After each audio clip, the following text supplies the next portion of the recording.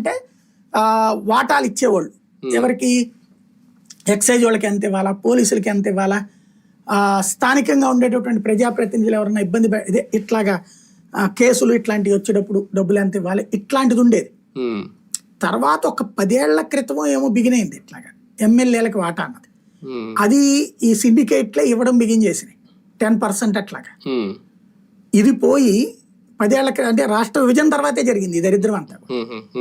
10% ఇవ్వడం పోయి 10% ఏంది, మొత్తం మనం ఎందుకు తీసుకోకూడదు అనే స్టేజ్కి వచ్చేసింది. అట్లాగే ఇప్పుడు ఇది కూడా రాజకీయ నాయకుల ఇన్వాల్వ్మెంట్ అన్నటువంటిది ఇప్పుడు రేషన్ లో ఇప్పుడు పెరిగినాయి.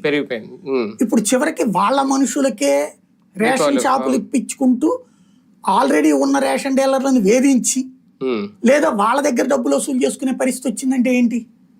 ఇది ఇప్పుడు జరుగుతోంది. ఇంకా దాన్ని అడ్డుకట్ట వేయలేం. కానీ ఒక్కటిసారి ఇక్కడ జగన్ హయాంలో ఒక పక్కా ప్రణాళిక, ఒక అవగాహనతో రేషన్ వ్యవస్థను అప్పుడు అంటే వెహికల్స్ ముందు రప్పించడం, రేషన్ కార్డులు మార్చడం, ఇంటింటికి పంపిణీ చేయడం అన్నీ అక్కడ నాకైతే పెద్దగా లోటు అయితే ఏమనిపించదు. కానీ ఇప్పుడు ఒక మంత్రి గారు అంటారు రేషన్ బదులు డబ్బులు ఇచ్చేద్దాం అనుకుంటున్నాం, త్వరగా తీసుకొస్తాం. ఒక ఆయన అన్నారు నిన్న 46 రూపాయలు ఖర్చు అయిపోతుంది, మొత్తం కేంద్ర రాష్ట్ర ప్రభుత్వాలు కలిపి ఎవరో తినట్లేదు, దాన్ని బట్టి నిత్యావసర సరుకులు ఇచ్చేస్తామని. నేను ఇంకొక ఆయన ఏమన్నారు, రేషన్ వాడుకోవట్లేదు, కార్డులు వెనక్కి ఇచ్చేయండి, మీరు వాడుకోలేని అందరే మీరు ఇచ్చేయండి, లేదంటే మేము తీసేసుకుంటాం, రేషన్ కార్డుని ఆరోగ్యశ్రీ కార్డుని కూడా డివైడ్ చేసేస్తాం, 2గా చేసేస్తాం అనేది. ఇందులో చాలా లోపం. అయితే ఇక్కడ ఇవన్నీ అవగాహన లోపమా, ప్రణాళిక లోపమా